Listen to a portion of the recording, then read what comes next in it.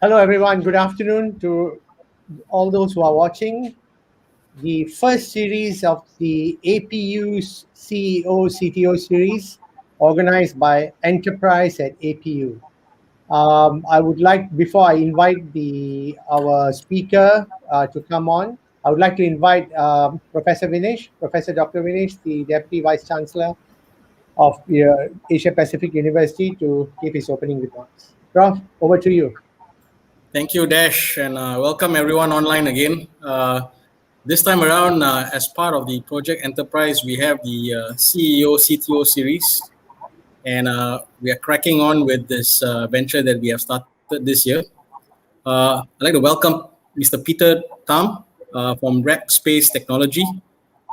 Peter, welcome on board, and a lot of appreciation goes to you because you are our first official speaker in the CEO series for the Project Enterprise for this year. Peter comes with a fantastic background, having worked and served in IBM, Accenture, Microsoft. That alone speaks a lot by itself. I'm sure today's session is going to be a very good knowledge session. And I would also like to take this opportunity to thank the team behind the scenes. So there's Dash, our entrepreneur in residence, and he's been coaching and also mentoring us for Project Enterprise. Then there's also the Project Enterprise team members who have done a lot of coordination to make today happen, and week in, week out for all the other events as well. And then, of course, there's the technology and innovation team that makes the infrastructure intact in terms of all our online webinars and events.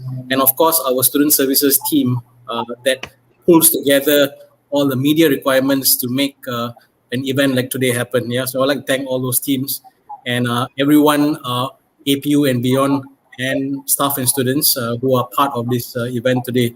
So please do enjoy yourself, because Peter is definitely going to give us a lot of insights into entrepreneurial skills, startup development, and as such. Yeah. So thank you, and over back to you, Dash, and welcome, Peter. Thank you Prof. so much. Yeah, my pleasure to be here. Thank you. So as you all have heard, Prof has partly introduced Peter, but before that, my name is Dash. I'm the entrepreneur in residence at APU. Project Enterprise is basically an ecosystem that we are building in Asia Pacific University, an ecosystem to connect entrepreneurs to players in the corporate world as well as in the startup world. Project Enterprise is also aimed at developing entrepreneurial mindset within the organization. The aim is to help young students or graduates, students coming to APU, build an entrepreneurial mindset to be able to navigate uncertainty, as well as to look for those of you who have the inclination to launch startups. You all must have attended Enterprise Wednesday, but this is the CEO CTO series, the first one. The aim of the CEO CTO series is basically to bring corporate leaders to APU to speak to the students, to help them build a robust worldview on what's out there, what are the challenges out there. However, Peter is going to be a bit more unique because he brings with him 2 decades of experience. Peter Tam, is a dear friend, 2 decades of experience in the tech industry. And as Prof. Vinesh said, he's worked with Microsoft, Apple, IBM, Accenture. He's currently the head of partnerships at Rackspace, Rackspace Technology, a US multi-cloud specialist company. At heart, Peter is an entrepreneur evangelist and a startup nurturer. I've known Peter for more than 2 decades now. And although he's been very busy with his corporate work, he's always found time and energy, actually, also to go and help entrepreneurs. He's always poked his nose in the affairs of entrepreneurs, what they are doing, and brings his experience, technology experience to entrepreneurs. And over the years, he's also taken his own savings and started betting on entrepreneurs and basically becoming an angel investor. And this is how ecosystems around the world, successful ecosystems around the world are built. When successful people actually take chances with early stage companies and help them grow. And some of these companies will fail, but when successful people put in their own risk capital, the ecosystem will grow. And Peter Tam has been a pioneer in that. He's been doing a lot of these stuff in taking chances on startups. And today he's going to really share his experience about how he has nurtured startups, his work experience, as well as what he's seen are some of the pitfalls that startups go through. So without much further ado, I would like to invite my dear friend, Mr. Peter Tam, to share his experience, and then we will have a chat, and we will be very happy to take as much questions as possible. So don't hold yourself back. APU is putting together these talks, bringing corporate people there. You're attending it, ask away, and let's have a great 1 hour and 15 minutes with Peter. Peter, over to you. Hey, thanks, Dash. Thank you indeed for inviting me, and it's indeed a pleasure for me to be here.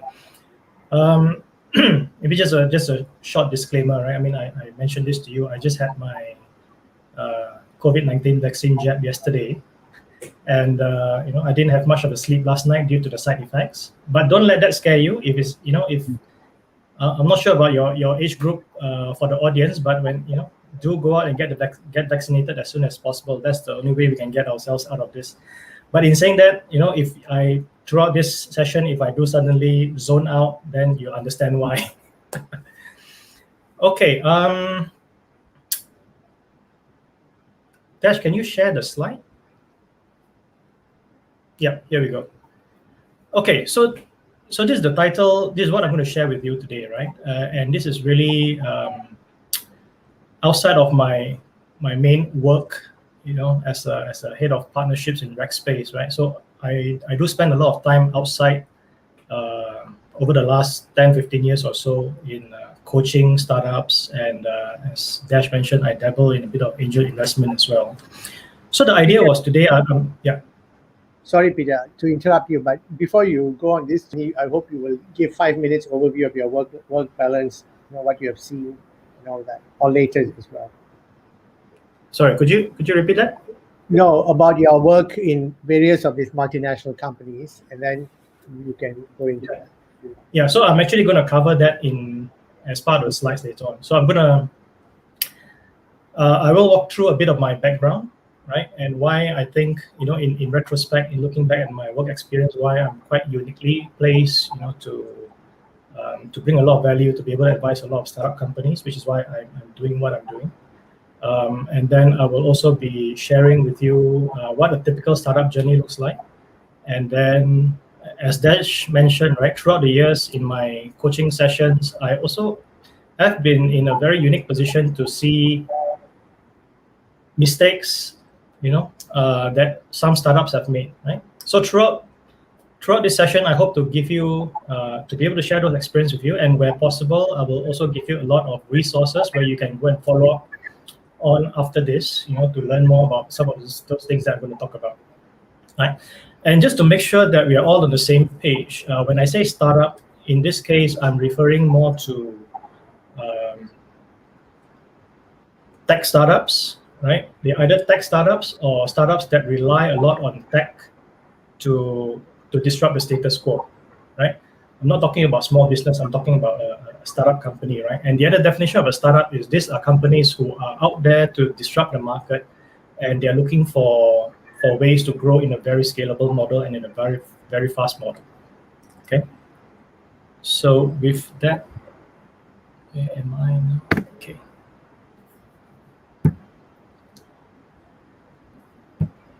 Yeah, so just to give you a bit of my background,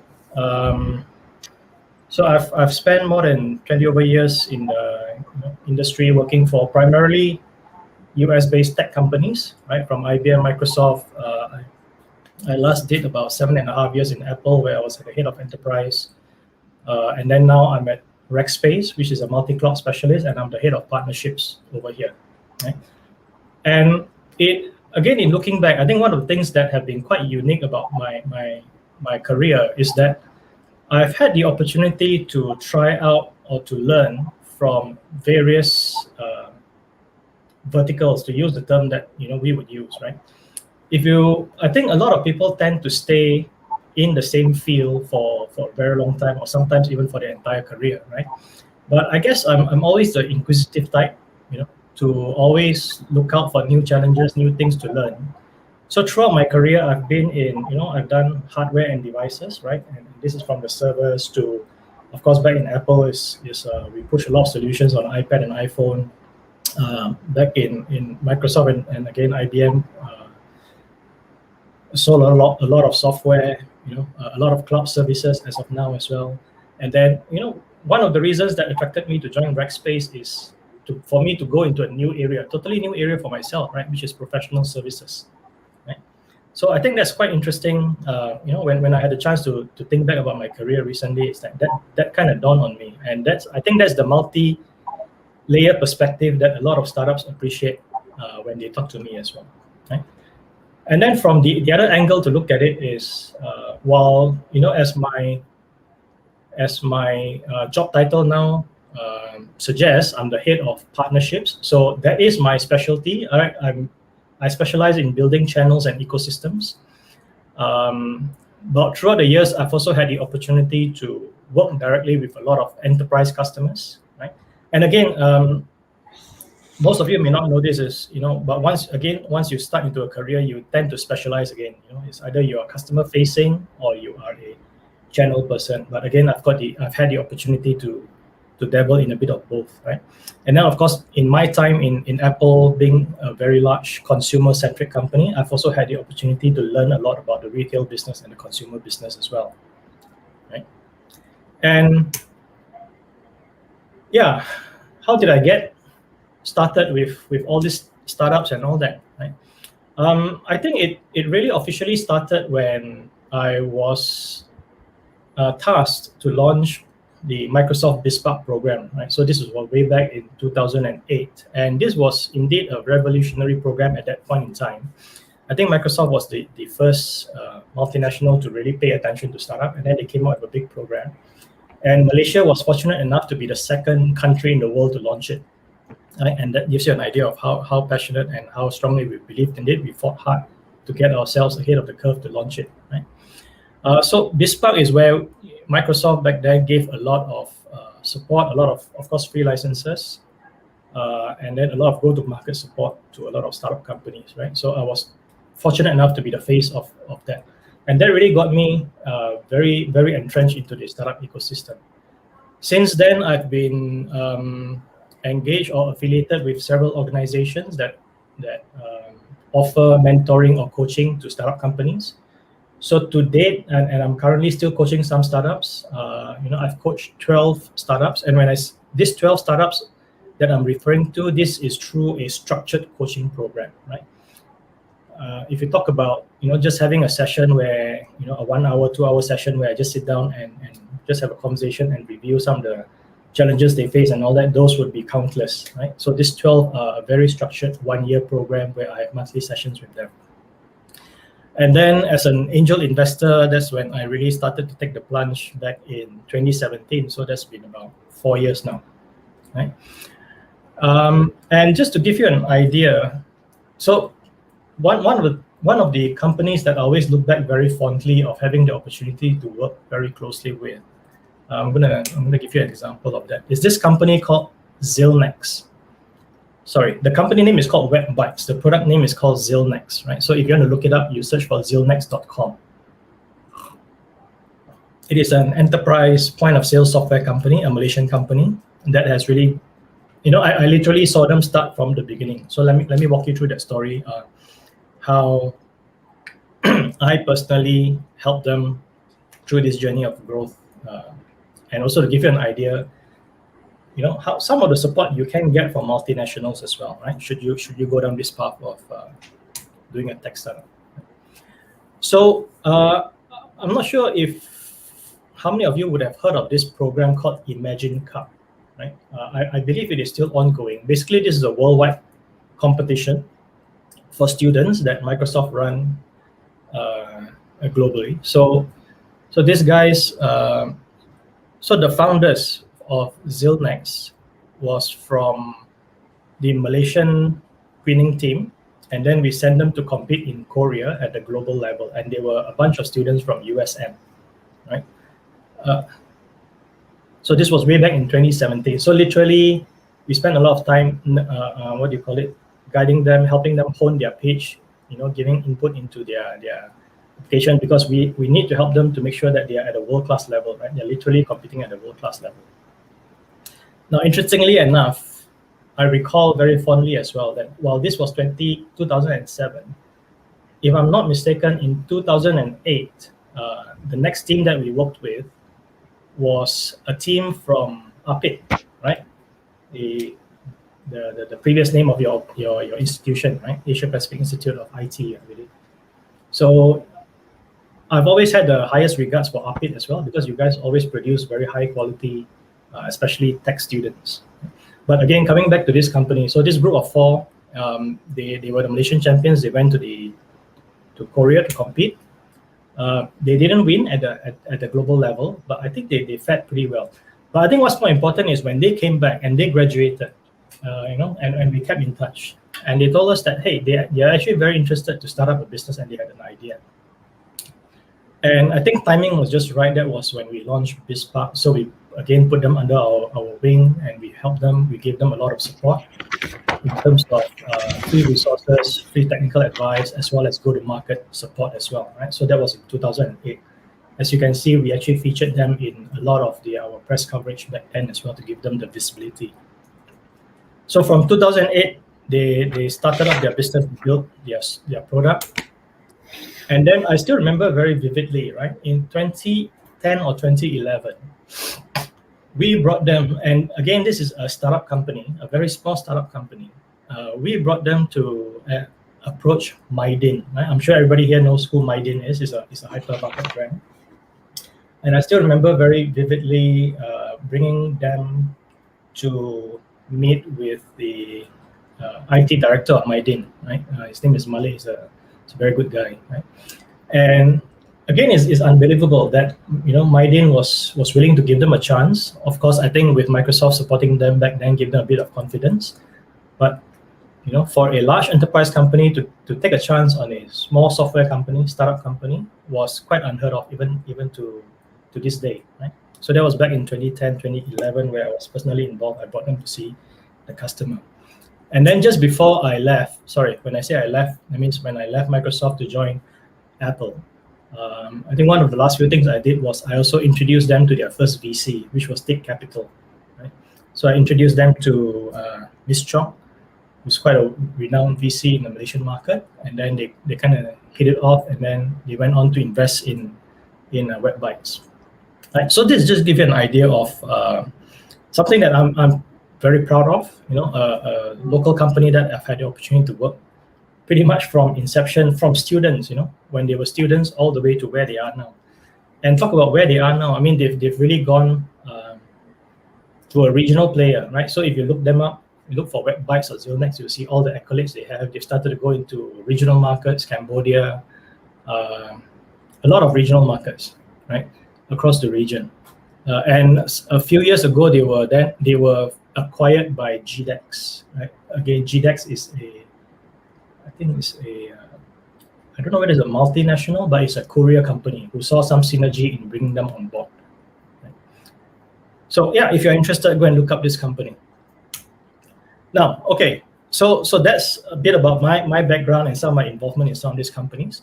Let me just quickly walk you through what most of us will look at as a typical journey of a startup, right?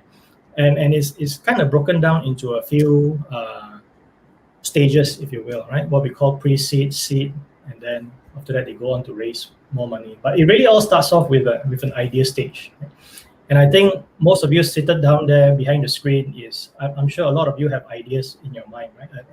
Either a pain point that you felt yourself or something you see being a problem that requires fixing in the market. That's why everything starts from an idea.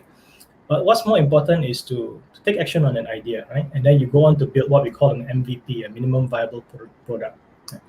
And at this stage, what we call a Precede Stage, this is where you typically get funding from family, and we used to have this term called the 3 Fs, right? Family, fools, and friends. And basically anybody who's willing to part ways with their money to put in, into your dreams, or grants and all that. And then once you have the MVP, you go out there and test it in the market, you get 1 or 2 customers. That's when you start to look for institutional funding, right? That's when you're able to show, hey, there's actually a customer out there who wants this solution.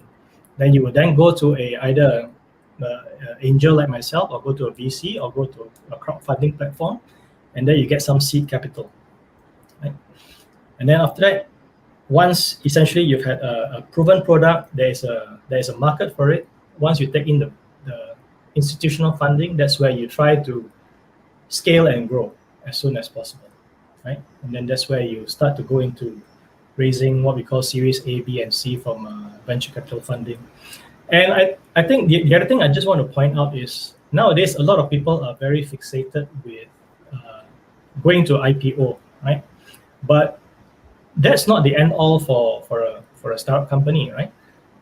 In fact, a lot of companies don't end up in an IPO. An IPO is one way to raise more funds, but the other ways are to continue to stay private, right? So for example, one of the biggest software companies in the world called SAS, a very big software company, they do analytics software. It is a privately owned company, and that's perfectly fine, right? Another great example, well, not really in tech, but another great example of a big company that has stayed private is Ikea, right? I'm sure all of you have heard of Ikea, that Swedish furniture company. It's a privately owned company, but they have footprint all around the world. So it is not always about going IPO, right? You can stay private and continue to grow, or you can be part of a M&A. You either merge with someone or you be acquired by someone. And yeah, it's not always an IPO, right? So now I'm going to go into this segment where I'm just going to share with you some of the common mistakes that I've seen a lot of startups make, right? And the idea is really, hopefully, that you can avoid these pitfalls. There are 7, right? I wanted to call it the 7 deadly sins, but Dash was against that idea. But anyway, there are 7 of them. I'm going to break it into 2 sections, right? So the first 4, I'm going to just talk about it, and so basically share a lot of verbatim experience about it. And then the next 3 is where I'm going to give you a lot of follow-up resources, right? Where you can actually, beyond today's session, go out and learn from additional areas and things like that, right? So I'm going to break it down into 4 and 3, right? So let's get started on this. Common mistakes that startups make. And sometimes you may think it's common sense, but it may not be as common as you think. So the first one is really about the co-founders, and I would say the synergy between co-founders, right? So if you're going to start up something and you're going to get a co-founder, that means you're going to invite someone to co-own the company, to co-start the company with you, right? That's what we might mean by co-founders. I think it's very important that you have an alignment with your co-founder or co-founders on the vision, right? What is it that you guys want to do? Are all of you aligned with the same vision?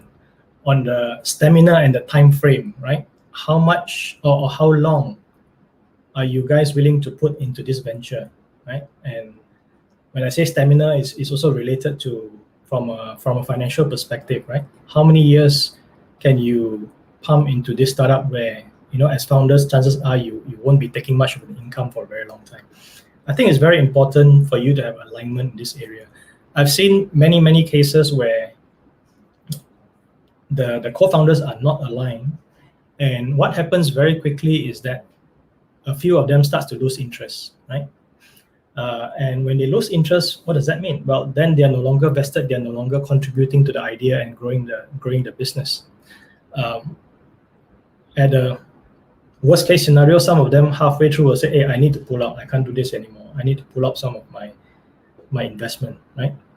And one of the ways to really kind of circumvent this is, again, the first things is talk to your co-founders, make sure there's synergy, you guys can work well together, and there's alignment in your vision and the time frame and the stamina. But one way to kind of circumvent any or to prevent any problems from happening is to make sure that you have a proper shareholding structure. And there are many ways to do this, but I'm just going to focus on the most simple one, which is never, ever have a shareholding structure of 50-50, right? Meaning one founder has 50%, the other founder holds another 50% of the market share of the share of the company, because then you're at a stalemate, right? It should always be the minimum of 51-49, right? So that you, at the end of the day, if there's an agreement, it is the person with the 51% share will make that final decision, right? You need that no matter what. So make sure you sort it out right from the beginning. I've seen, many cases of situations like this where again there was disagreement between the co-founders, and then they end up at a 50-50, and then it's a stalemate, right? So thankfully, just fairly recently, I've had the opportunity to convince or to advise one startup company that's quite early on, but they're already about 1 or 2 years into running.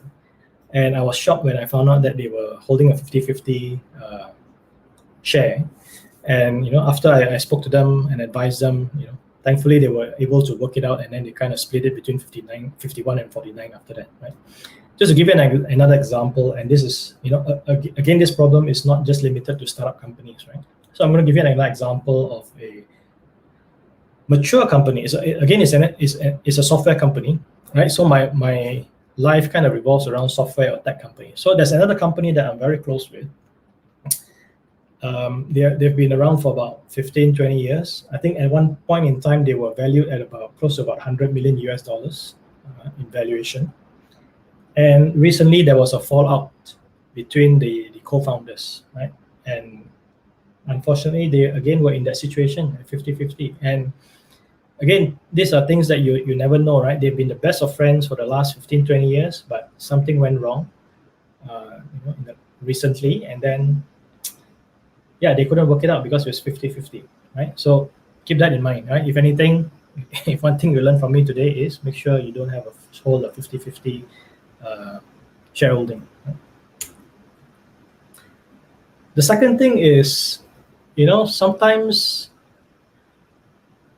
co-founders may fall in love too much with their ideas, right? Even though when you try to explain it to someone, and that's where I come in, right? Sometimes as a coach, I come in and I listen to them pitch, and I try to explain to me what they do is straight away. If I can't figure out, chances are the market won't understand what you're trying to do, right? So this is the other common mistake that a lot of startups tend to fall in love with their own ideas, and they don't kind of, they are so entrenched into that idea, right? And even though sometimes the indicators are very clear in terms of, hey, you're not really getting a lot of customer traction, right? Not a lot of customers are not signing up, right? You need to pivot. So it comes down to, if you recall early on, I shared with you about, from ideation, and then you build your MVP, and then you go out and test in the market. So somehow they didn't do that testing properly, right? But yet they think they have a great product market fit, right? So again, this is another mistake that, don't fall into it, right? You must always be nimble and on your toes, and you must pivot if the signs are not quite right that you've got the right product market fit. Right? Especially COVID now is a very good test of that, right? When a lot of times, whatever idea you had previously, pre-COVID, pre-pandemic, it may have worked, but so much have changed since then, right? The way people work, the way businesses run. If you still continue to be so engrossed into your original idea, you're doomed for failure, right? So always be ready to change. Okay. This is a classic one, man. What I call, founders who are always chasing the 3G or chasing the wrong things, right? Or I like to call it the 3G. What is 3G? What are the 3Gs? Grants, glamour, and government endorsement, right? So as a startup or as any company, you should be focused on winning in the marketplace, signing up new customers, getting more and more customers, getting your customers to buy more and more stuff with you, upsell to them, right? Not focus on things like chasing glamour, right? When I say chasing glamour, is some founders love that state, of being always featured in the press, of going for competition and winning competitions.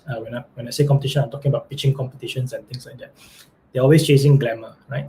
And then something I think, hopefully, well, I don't know whether it's unique to the Malaysian culture, but there's also a lot of companies here that tend to spend a lot of time chasing for government endorsement. Now, getting a support letter or getting featured with, some ministry or doing some partnerships with some ministry that may not necessarily translate to real commercial success, right? Again, these are all chasing the wrong things, right? As fundamentally, you must always be putting your effort and all your attention into making a product better, so that you can sign up more customers, right? Or you can build more features to upsell to your existing customers. It's always about how do you grow and grow and grow, based on merits, right? And not waste time chasing all the wrong things. The fourth mistake I always see a lot of companies make is, and maybe nowadays is getting a bit better, but a lot of Malaysian startups tend to have a jago kampung mentality, right? Or they lack global ambitions. They just want to focus on doing well in the Malaysian market. I think we need to come to terms to ourselves, right? A market size, we are a nation of about 33 million. That's not going to bring you anywhere, right? It's not a huge market to sell to, right? And then putting on paper, nowadays we see a lot of these companies putting down on paper that they have a regional or an ASEAN market growth, right? My advice also is, putting on paper that you're trying to go after a market of, I think, about 650 million. That's the population of ASEAN. It's not going to cut it either unless you have a very clear plan, and whatever you build is with that in mind, that you want to be a global player right from the start, right? So that's the other very common mistake that I see amongst Malaysian startups. Right, so these are the first four. Now I'm going to go to the next three, and like I said earlier on, the next three I'm going to split it up a bit, in the sense that for the next three, I will flesh out all these three first, and then there will be subsequent slides where I will dive deeper into each one of them. Okay. Inexperience, or there's a clear skills gap, right? So a lot of startups tend to be pretty young in terms of their either of age or from an experience perspective, which is great. There's nothing wrong with that, right? What you make, what you lack in experience, you make up for it in energy and drive, right? But you must recognize that you have gaps, right? And you must seek help from there. And in the subsequent slides, I'll share with you where are some of the areas you can get support, or you can get how you can augment all these gaps. You must keep an eye on your cash flow, right? Because as a startup, a lot of times it's about trying to grow as quickly as possible. A lot of companies make this mistake of running out of cash too soon, and then, end of the road, right? Again, I'm going to talk about a bit more about that in the subsequent slide. And finally, I think the seventh common mistake is not nailing their pitch really well, right? At the end of the day, whether you are trying to sell something to a customer or to the market, or you're trying to raise funds, you have a very short window of opportunity to share, to put forth your idea, right? To convince the other party what is your idea. So that's what I mean by nailing the pitch. So again, I'm going to talk a bit more about that in the next couple of slides. So coming back to this, remember this slide earlier on I shared with you, this thing? I'm just going to add another element to it. This is where organizations like accelerators or support structures like advisors, coaches, and mentors come in, right? And that's kind of where they play. Accelerators tend to play in the earlier stage, from pre-seed to seed, and then later on, once you get into you raise money from VCs and all that, you get better support from there. So coming back to this is, the lack of experience. You need to find ways to augment your gaps. And how can you do that? First of all is try to build an all-rounded team, right? Get diversity into your team. If you're a technical person, make sure you find a strong co-founder with business acumen, and vice versa, right? If you're a more business-minded person, then make sure you get a very strong technical person to join you as a co-founder, or at least a very strong lieutenant, right? Sometimes that's one of the challenge I see as well. When the founders tend to be more business focused, they struggle from the tech perspective, right? So it's always better to make sure you build a very strong all-rounded team, right? And then the second one is, like I showed you in that chart early on, there are accelerator programs that you can join, and I'll explain a bit more. Yeah, let's get through that. Yeah, this is what I mentioned just now, right? Find a complementary co-founder. And then accelerator programs, right? So I'm just listing out a few accelerators that I'm familiar with. And just a disclaimer, this is by no means any form of endorsement of them, but these are some organizations that you can look at, right? So accelerators, they typically bring you on board. Sometimes they give you a bit of funding, but they provide a lot of hand-holding, a lot of support for you, go-to-market support or technical support, in exchange for some equity, right? So, for example, Founder Institute is an organization I'm affiliated with as well. And Founder Institute is quite interesting. They focus on the founder, not the organization, not the startup per se. So they start to accept people into their program even at the individual level, even before you started something, right? If you want to vet through whether your idea is sound before you actually jump into building a company, Founder Institute could be interesting for you. And what they do is they take a 4% collective equity, right? That means if you want to join their program, if you're accepted in their program, you must commit to give them 4% of your equity, which will then go into how they fund and incentivize their coaches and all that subsequently, right? So accelerator program is one place where you can get a lot of support at the early stage of your journey, right?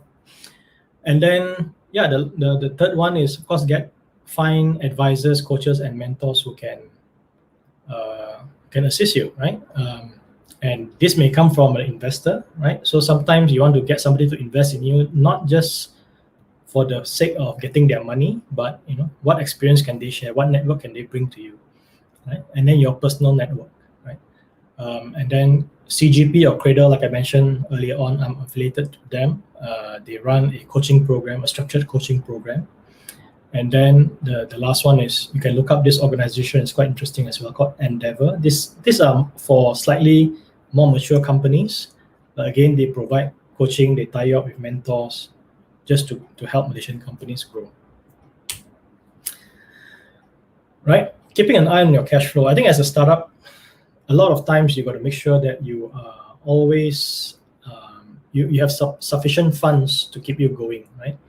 And I mentioned this earlier on, right? So one form of funds, and I also gave a bit of caution about it, is grants, right? So don't keep chasing grants.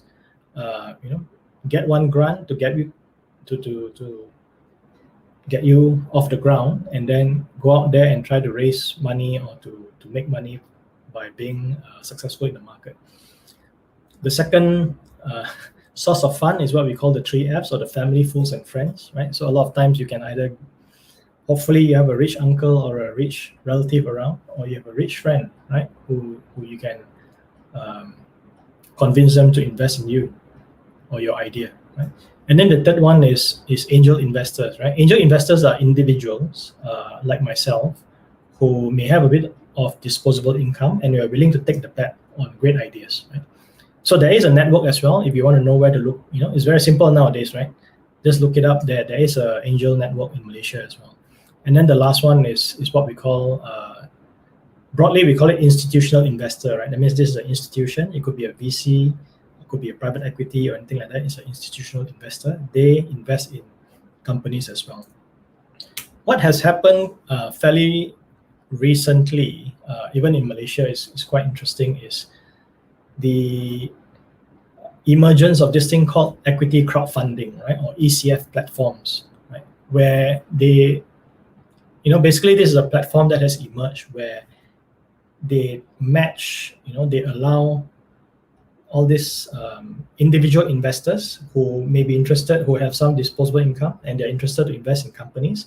In the past, they may not know where to find all these startup companies, interesting companies to invest in. So up comes all these ECF platforms where they kind of match, right? So when I say platform, is an online platform where as a company, if you're trying to raise money, you can get yourself listed there, sell yourself there, tell about what's so great about you, what are the potential returns, and then individuals can come in. So this is fairly interesting. So I'm just going to expand a bit more on this, right? So I've already covered this earlier on. Basically, it's a platform where they match individuals with disposable income to companies, startups looking for investments. And these are a few of the more popular local ones, right? So for example, just give you a bit of context in Malaysia, I think Pitch In is the market leader. They basically own, well, when I say own, that means they own about 57% of the market share. That means of all the money raised in Malaysia through ECF platform, 57% of them were raised through Pitch In, right? So pretty interesting. You should definitely look at it. But does it mean that it is a regulated platform, right? Because I think it's regulated under the Securities Commission, right? Because you want to make sure that quality companies get into it, and then even the right type of investors get into it, right? So for example, you look at the investor type and the limits. So there are certain limits of how much you can invest in it. And if you get accredited, right, as an angel investor, you can get yourself accredited by an organization, then you can invest more, right? And then there's another layer of status where you're called a sophisticated investor, and then there is no limit. You can invest as much as you want, right?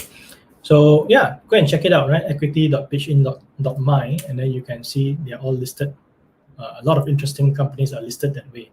So you may have to, just check it out and see whether this could be a good platform for you, in the near future. Right, so this is the other one I was talking about, right? I think a lot of companies, unfortunately, don't spend enough time in this, right? So again, at any point in time, you have a very short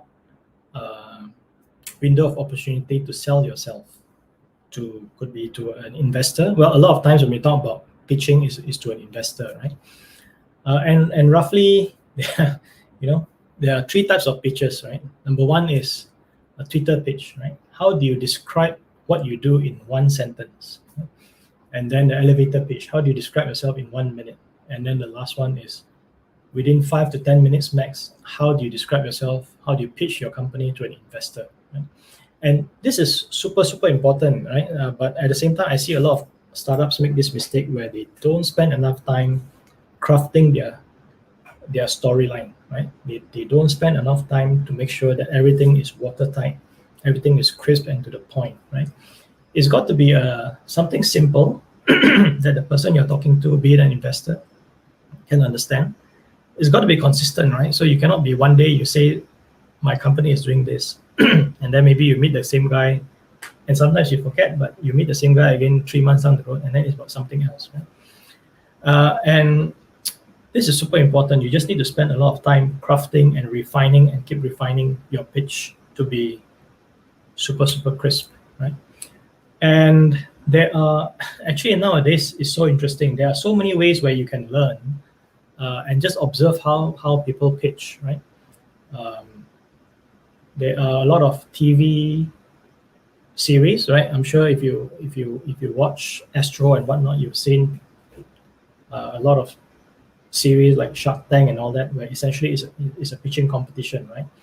Look up in podcasts, right? That's one of the things I like to do is either when I'm driving, pre-pandemic I drive a lot, nowadays not so much, or when I'm cooking, when I'm preparing dinner, I'm always on a podcast. You can look up for startup pitches. But really, I think the other thing I would recommend you to do is go and look up this thing called, go onto Facebook and search for Malaysian Business Angel Network, right? So this organization run a monthly pitching session. It's called Enter the Tiger's Lair. It's always on the last Friday of the month, right? So in fact, tomorrow there's one session. So if you have the time, go and sign up for it and go and listen to it, right? So all these companies will be pitching there. You can go and see how these companies pitch. Right? Nowadays, there's a lot of resources you can really learn from. Okay, so that is what I wanted to share with you in terms of learnings. Some of the things that I've observed from my years of talking to startup companies and coaching and all that. And I'm coming to the end of my session, but before that, I thought, let me share something with you. If you're really interested to start up a company, let me get you started. Okay, so interestingly enough, of course, I don't work for AWS, but I've recently been appointed as a AWS Startup Scout. Right, so this is quite an exclusive network of individuals. There's only about 200 of us across the greater Southeast Asia, right? Where as individuals, we can actually grant certain benefits to startup companies, right? So if you are a digital native startup, that means if you want to start a tech startup, right? If you're still at the bootstrap stage, meaning you have not raised any funds, right? You're still spending your own money. You already have a minimum viable product and you have a LinkedIn profile, come to me, right? I can give you about 20,000 ringgit worth of AWS credits. This is their cloud credits, and also access to their business support. You get support from AWS directly, right?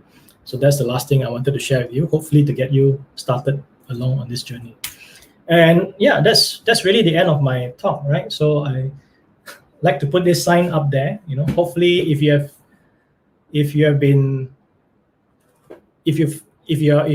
hosting an idea in your head, right, you'll be wondering whether should I go for it or should I not go for it. Hopefully my talk has given you a bit of inspiration, and that this is the sign you're looking for. And I wish you all the great success in your journey. And of course, this is my contact details, right? Especially if you're interested in the AWS startup benefits, you need to reach out to me. So you can reach out to me either through my LinkedIn or my email address. Hey, that's it, man. Dash. I hope that was useful.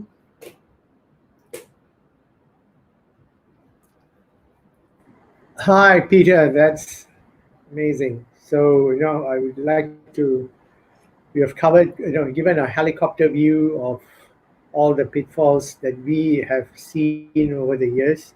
I concur with you in nearly everything. We are now ready to take any questions. So, while we are waiting could you please share some of your success stories with all of us? Well, my success stories, I'm not a startup myself, right? I'm not an entrepreneur. But if you want to talk about where I've seen successful startup companies, I've shared a few of them earlier on, right? And I think Zillnex was a company that I've been fortunate enough to have been involved in right from the beginning. Some of my success story. If you're talking about, okay, let me give you another example of a local company that I thought, one of the pitfalls I mentioned earlier on was, being too focused on your idea and refusing to pivot, right? And we all know that the pandemic has really changed things, and in some industries have changed things upside down. So I'm going to give you an example of a company that I thought had pivoted quite well, which is StoreHub, right? So StoreHub is a retail solution, right? They provide a lot of software to retail and F&B companies, and we all know what happened to all the F&B companies. But kudos to them, very quickly, very soon after the pandemic struck, they saw the writing on the wall. They knew that they cannot continue down that path, and they quickly pivoted. They brought forward a lot of their product roadmap, accelerated a lot of their, prioritized and accelerated some of the things they brought forward, where they've essentially pivoted and they've transformed a lot of their share of their revenue now towards a system where they help companies restaurants to take orders and do delivery, right? So a lot of companies know StoreHub as, again, a point of sales vendor, but nowadays they are more famous or more well known as the company behind Beepit, right? So if you've not heard of it before, check it out. It's another food delivery platform called Beep dot IT, I think Beepit or Beepit.com or something like that. So really kudos to Wai Hong and his team for having that vision to quickly pivot very quickly, right? And in some ways really kept themselves relevant over the last, I would say, 12 to 15 months or so. Actually, Peter, also the other success stories, if I may just jump in, is also all the involvement from BizSpark, and even together with me, you also have gone into the Global Entrepreneurship Week. And over the years, I think the involvement is basically to get more and more people interested in thinking about launching a startup, but not necessarily that they will be successful, but the idea is planted in them. You played a great catalyst role as well. I agree, complicated ideas are not that great, but however, some investors want your idea to have many features to compete with the current market. But if I idea and it become too complicated, yeah, oh my God, it's a great question. Okay, depends on what you mean by features, right? So I don't necessarily, I interpret features differently, right? So features to me is the feature of the product or the service you're selling, right?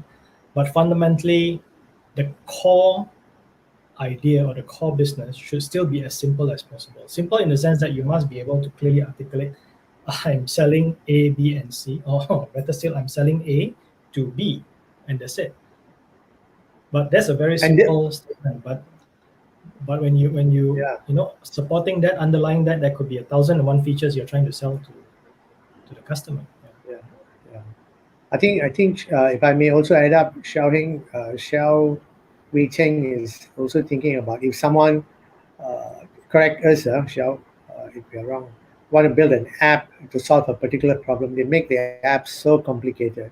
The app just doesn't solve a single problem, but it tries to do so many things, and the entrepreneurs just get bogged down by all these things. And the investors need to be educated that when you're going into the market, you're taking a minimum viable product to test it first, right? Yeah, I think that's another way of interpreting that question, and I totally agree with you. I think nowadays, especially when it comes to applications, be it on the phone or less is really more, right? You want to bring out the core few features, let it really shine. You got to identify what are the 3 to 5 features that your customers really need, and that's it. Everything else, put it behind. What is it about a startup that captures your attention and motivates you towards being the angel investor? Yeah. So I think this is a there's no hard and fast rule. Sometimes it's a gut instinct as well, right? But fundamentally I look at two things. Number one is, and I have to be consistent with what I've been saying, right? I must be able to understand their business model, and they must be able to articulate that very clearly to me, right? And they must be able to defend when I question them. Why are they doing this? What do you mean by this? And things like that. That's number one. And number two is really the character or personality, whatever you want to call it, is really about the founder themselves, right? So there are some companies that I'm very interested in, and these are basically I wouldn't say, some of them are serial entrepreneurs, or some of them could be individuals that I've known for many, many years, and I can vouch for their character and things like that. But then they just decided to get out of their corporate line and start something. So it really comes down to these two things: the business. They must be able to articulate properly the business model, and then secondly is about the individual themselves.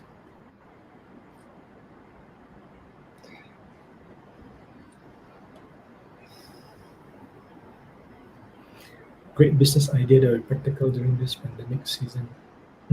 For students. Yeah.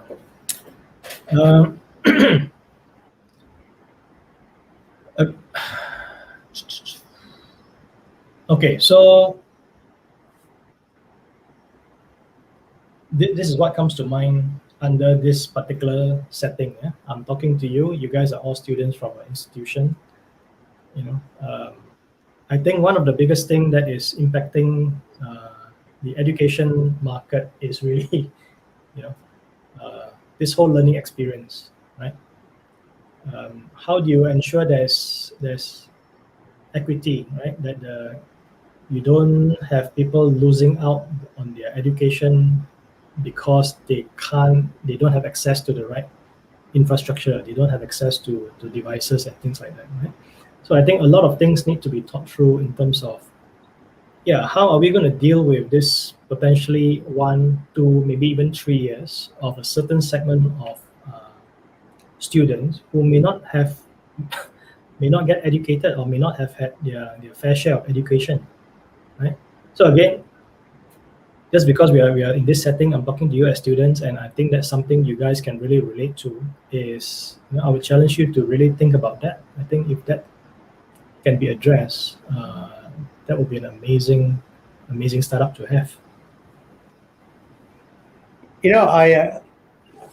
How do you is co-founders really necessary? How do you find the correct team?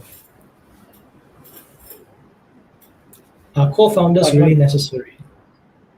No, not really necessary. They are single founders, and I think it really depends on. Sometimes you bring in co-founders to supplement your own, your own lackings, right? So are co-founders really necessary? I don't know, man. Dash, how would you answer this? I mean, what's your take on this?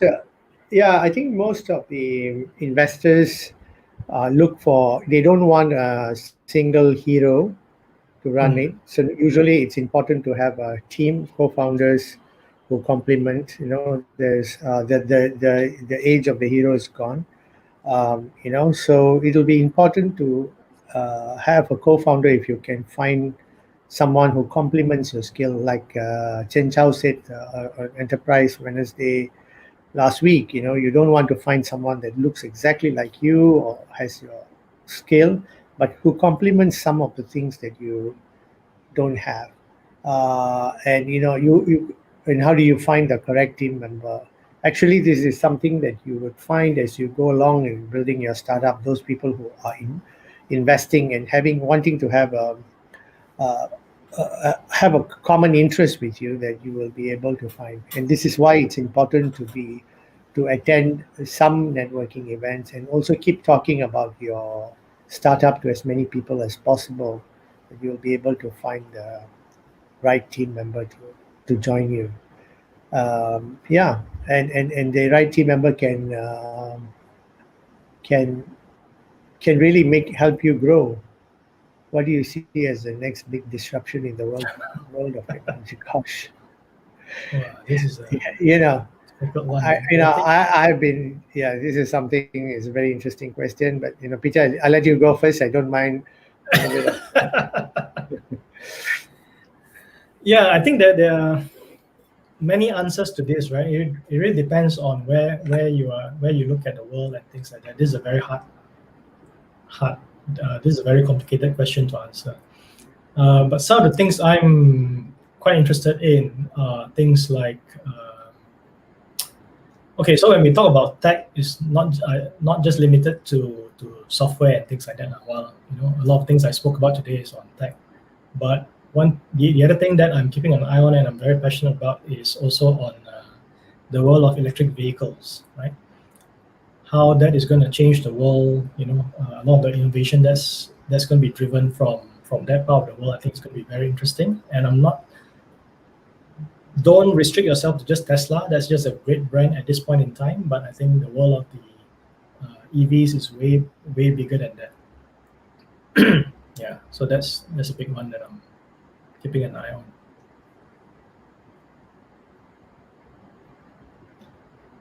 Why do so many startups fail even with innovative ideas? Yeah, so Your 7 sins covered most of the reasons already. yeah. Yeah, if I can add on, I think ideas are cheap, right? It's all in the execution, right? And then execution is where you watch out for all the pitfalls, right? Yeah, what's your suggestion? Yeah, like Dash said. Yeah, and also how do you define failure? Because sometimes failure is equals to learning. When you fail in an idea, that means the idea doesn't have a product market fit. There's no customer, but that doesn't mean when a startup fails doesn't mean the entrepreneur has failed. The entrepreneur with who has identified the real problem will be able to change the solution and come back again. And failure is not a bad thing. And the more little failures that you have, the more you should be able to learn and build a great startup. Looking at a failure as a statistic is sometimes very, very misleading. And of course, failures are there. Many startups fail. I mean, like Jeff Bezos said recently, you need to have some real epic failures so that some great success can come out of that as well. So don't look at failures as a negative thing. Skills and knowledge that enable you to different fields and companies. What do you think are the skills and knowledge that enable you to move within different fields? Now as a student, okay. What are the? So let me take the second. Let me answer the second question first. I think what are the skills and knowledge that's important for you as a student? The first one is it's not new, but then okay. When I say it's not new, as in it's not, I'm not sharing something totally out of left field for you, right? Totally new to you. I think this is just something that I personally subscribe to, even though I've been working for more than 20 years. As a student, I hope your lecturers don't kill me for this, but as a student, the most important thing you learn, to me, is about problem solving skills, right? How do you break down a problem into smaller chunks that you can work out a solution for, right? So take myself as an example. I'm actually a mechanical engineer by training, right? In fact, the funny story is when I was graduating, and all of you will face this, let's knock it ourselves. I think when we are about to graduate, none of us, or most of us, will not have an idea of where we're going to end up, what's the first job going to be, right? So same for me. At that time, I remember very, very clearly, still in my head, is I don't know what type of job I'm going to apply to, but there's only one thing in my mind, which is don't get into tech. And that's the irony, right? And why I say don't get into tech is because, I've spent 3 years studying mechanical engineering. It was in the UK, it's quite a good university. I already gone through so much. It was such a challenging time. The only thing that came to mind, hey, don't get into tech, because tech moves too quickly. I'll always be constantly learning and relearning. But the irony is, hey, guess what? I ended up in tech, right? And I always attribute my success, in being able to adapt, is because of the foundations I learned in engineering, which is when you look at it, it's always about how do you break up a problem into small, bite-sized chunks that you can solve, right? So I think that one is super important. So it's all about problem-solving skills rather than a specific skills, in that domain, because you can always pick that up subsequently. The second thing, which I think is very, very important nowadays, is storytelling skills, right? You must be able to articulate things very crisply in a very short amount of time. Partly also is because of the people's attention span are getting shorter and shorter, but being able to tell a story, a beautiful story, is going to be super, super important for anybody moving forward. I know, and also the skill to keep learning. Yeah. Yes. And that's very apt coming from you. Look at your background, right? That's one of your many libraries. You keep learning new things. To start up a company.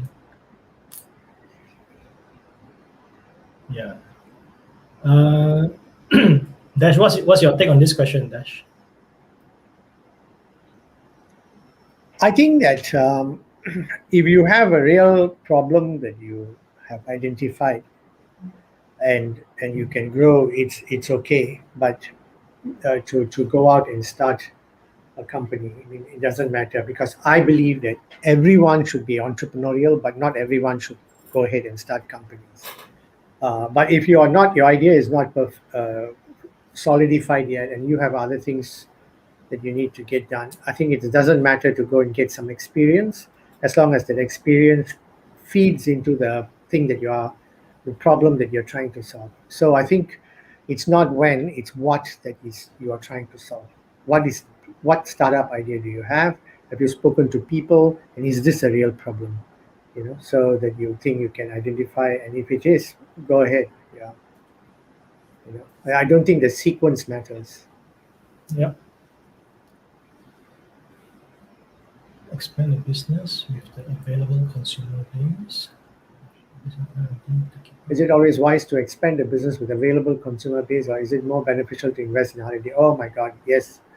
Go for it, Peter. It's a good question. I like to take this. What I think my mind is coming towards is the end of the day, really. I'm not really processing this. So I'll help you out here for Azman.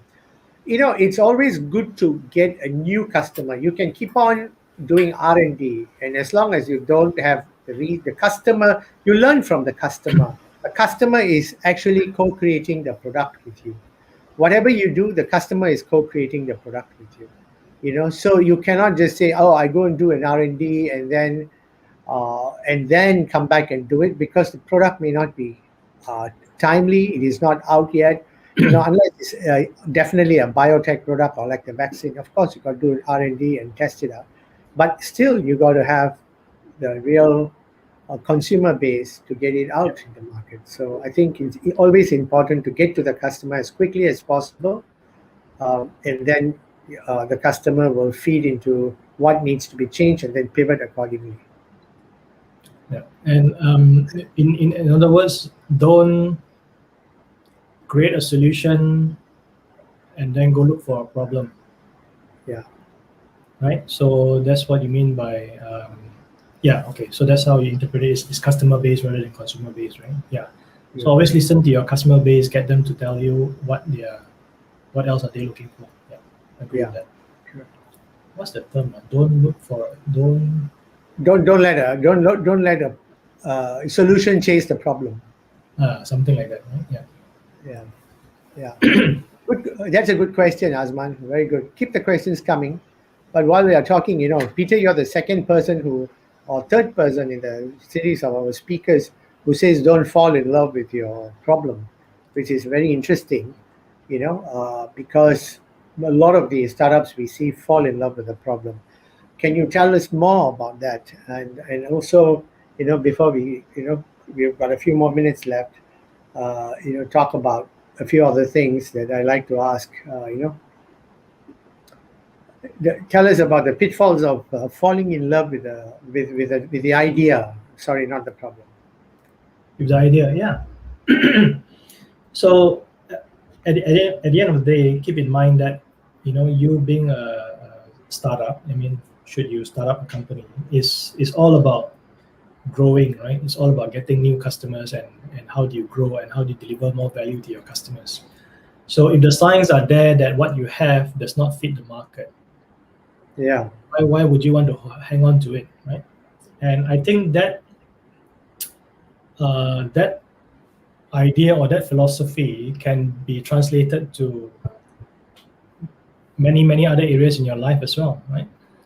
So even in terms of working, right? So a lot of people tend to have that. Sometimes they fall into that comfort zone and always do the same thing over and over again, or they stay in the same line for a very long time. I kind of take a different view, which is why I had that opportunity to keep pivoting professionally as well. Yeah. No, I think that's really a sound advice, because an idea is just an idea that you've had, But once you take the idea to the market feeds you with information, and then you have to change the idea. But if you're stuck on the idea, you can't find a solution that fits what the market needs. So being in love with the problem and passionate about the problem that you want to solve is very interesting. Another thing that I was just reading Jeff Bezos, yesterday, is that he said, a lot of people try to force fit a passion into them. They force fit, oh, this is the kind of a passion I need to have. I need to solve this particular problem and blah blah. But for Jeff Bezos to say that actually what is interesting is that the problem or the passion finds you is very interesting. So when the passion actually finds you or the interest finds you, right? It's that goes to show that a student who wants to be an entrepreneur, who wants to start a startup, it has to really keep an open mind, keep looking and becoming aware of the world around them, and until they find something that really grips them and won't let them go. And I think that's the best way to find the real problem that you want to solve, instead of force fitting a passion into yourself and saying, okay, I want to be an entrepreneur, and then I will force fit an idea into my head, and then I go and search. Because like some other well-known speakers have said before, that entrepreneurship is a calling. You need to be called into it. So basically that's that. So Peter, why you yourself haven't decided to go out there and launch a company, which that I'm going to ask you to you have seen so many ideas, you've invested in so many of them. Why haven't you, said, okay, I'm going to take the plunge myself? You always corner me with that question. As you were, even before you came up with this question targeted at me, as you were explaining all that, I think the other very important element is also the circumstances that the individual is under, right? So to your point, one view is entrepreneurship is a calling, but sometimes the circumstances that a person is in kind of drives them towards entrepreneurship. Is that if that's the only way of them to earn a living or make a living, then that's what I mean by circumstances. Okay. But I always see you as an entrepreneur. Even in your current organization, you are still an entrepreneur, which is what I'm driving at. You may not want to come out and jump and start a venture. You can be entrepreneurial in your current venture as well. I was going to come back. I was going to say that, right? As you have been preaching, you don't have to start up to be entrepreneurial, right? Everybody should be entrepreneurial, and I've taken heed of that. And I think to some extent, I've always, kind of acted that way as well. Yeah. What are the tips to get a job in Accenture and Microsoft? Well, that's... Wah, susah, man. Last question.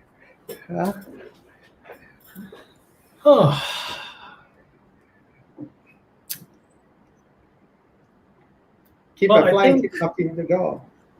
Yeah, I think nowadays, I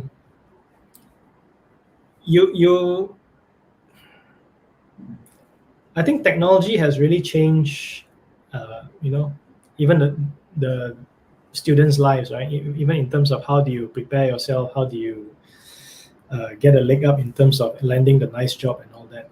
On one hand, I think technology has given a lot of opportunities for you to be discovered. And what I mean by that is, there are so many platforms. You need to find a way to get yourself head and shoulders above the rest, right? How do you rise above everyone else?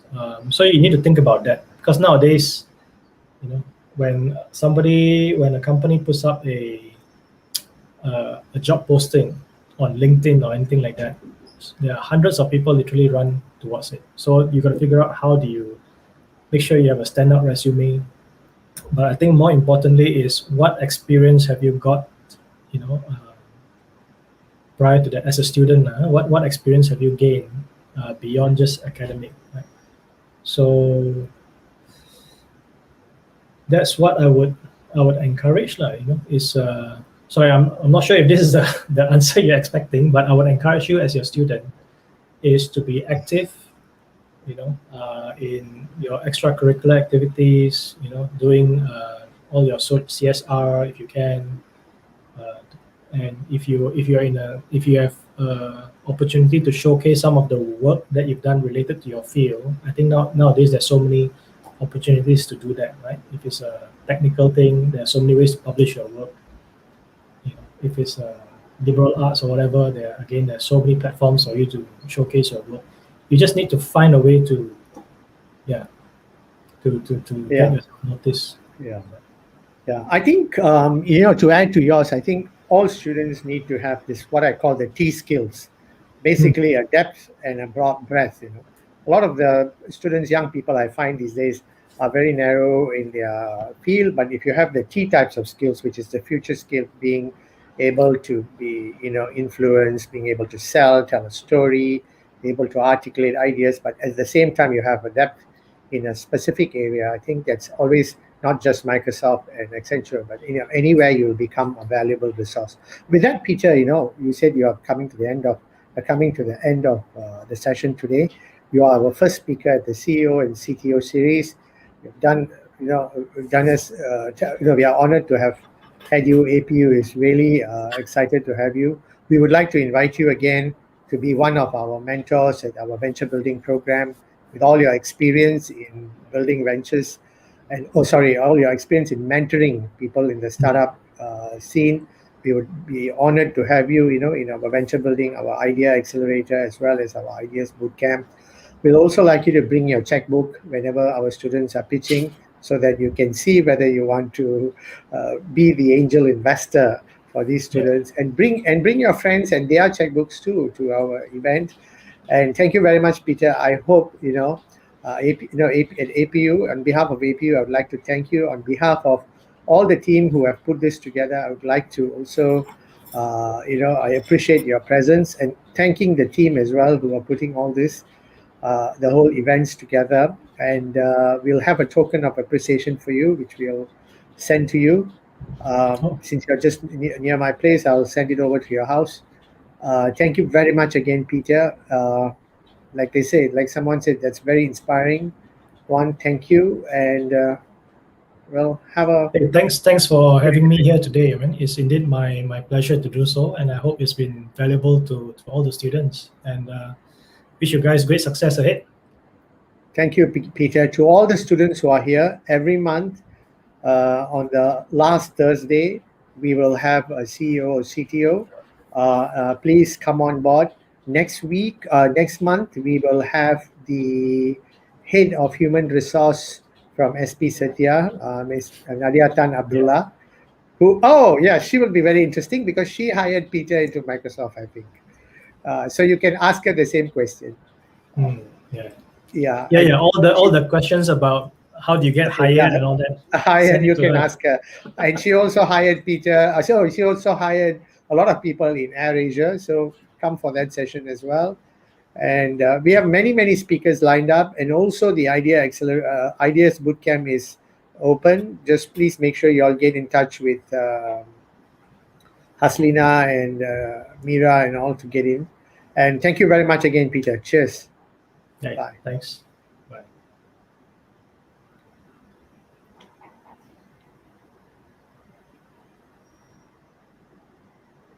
Oh yes, to the students who are attending, you need to register using scan this so that you will get your what do you call this, certificate, of attendance. And your certificate of attendance is important. You'll need to write a reflection piece. When you write your reflection piece of all the speakers for your assignments, this is very important. So please register.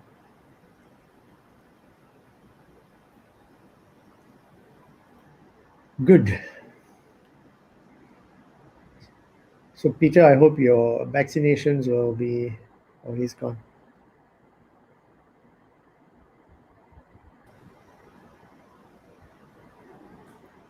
We're still on air. Are we still on air? Yeah, we are live. Yes. I hope you will get some rest after your vaccination. I thought you were trying to catch the blooper section. Blooper section is in. Okay, bye-bye.